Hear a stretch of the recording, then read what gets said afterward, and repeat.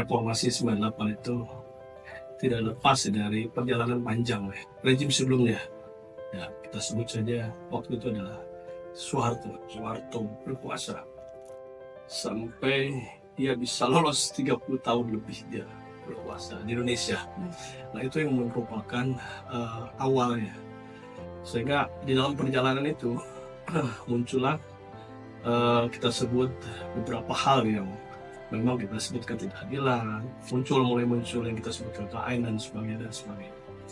Nah, ada memang aktivis yang ditangkap, aktivis buruh, aktivis petani, aktivis macam-macam.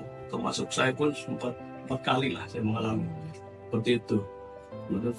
Untuk apa itu adalah untuk waktu itu mengembangkan rejim pendebat. Puncaknya itu di tahun 1998. Mulai kerusuhan, mulai demo, gelombang demo bertubi-tubi sampai akhirnya pendudukan DPR MPR. Dulu saya memang tidak ke Pak Prabowo misalkan secara politik. Sebelumnya saya ke Pak Jokowi misalkan, itu sah saja. Kemudian Pak Prabowo diserang oleh orang ini pelanggar HAM misalnya, itu biasa ya kan.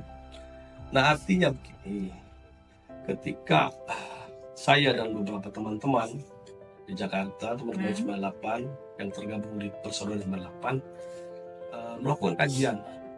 Setelah kita kaji, saya sebagai orang hukum, ternyata memang Pak Prabowo tidak ada satu hal pun yang memang menyatakan Pak Prabowo ini bersalah. Baik itu misalkan jika misalnya tim Mawar melakukan investigasi, melakukan sidang, tidak ada yang menyatakan itu. Ada satu hal lagi, misalkan Pak Prabowo dipecat oleh Pak Habibie saat itu, dipecat dengan hormat. Nah, adapun keputusan dari tim Mawar itu bukan keputusan inkrah dan mengikat, tapi putusan yang sifatnya saran. Dan Komnas HAM di dalam Undang-Undang nomor 20 itu mempunyai batas 30 hari untuk mengumpulkan bukti-bukti baru. Komnas HAM tidak mampu mengumpulkan bukti-bukti yang menyatakan bahwa Pak Prabowo itu bersalah, menculik. Kalau buat dia mengakui, saya mengambil beberapa orang itu mengamankan dan dipulangkan, dan buktinya ada. Itu jadi bahwa bolehlah cerita orang bahwa Pak Prabowo melanggar HAM segala macam, tapi sampai saat ini belum ada bukti. Kalau misalnya punya bukti silakan laporkan.